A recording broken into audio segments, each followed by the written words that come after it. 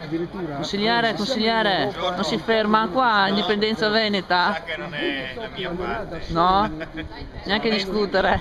Prego? Neanche a discutere? Lei ha conoscenza dell'Indipendenza Veneta, di quello che stanno portando Sì, ne avevo avanti? parlato un mese fa, ma non gazebo se non sbaglio anche dalla parte delle campanili, giusto? Sì, però da allora è passato un po' di tempo, c'è stato l'incontro in consiglio regionale, hanno discusso Sì. se era possibile effettuare questo referendum, le difficoltà. Guarda, ti rispondo con il loro slogan, per me non è la legittima alternativa al declino italiano. No? Quale sarebbe l'alternativa allora? L'alternativa la vediamo fra qualche mese.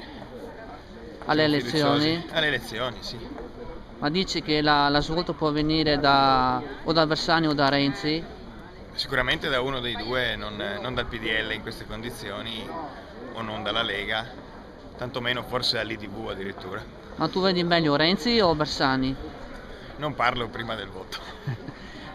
Chi pensi che vinca allora? Io credo che Secondo sarà te? un testa a testa, assolutamente. E le polemiche relative al fatto che potrebbero votare anche quelli che non sono andati a votare alla domenica scorsa? E diciamo che le regole sono regole, quindi vanno rispettate. Se è stato deciso che chi doveva votare al primo turno, chi ha votato al primo turno poteva votare al secondo e chi non aveva votato no.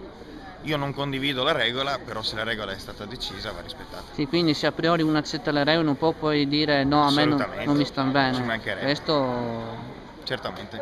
Ok, va bene, Bene. grazie. Ciao.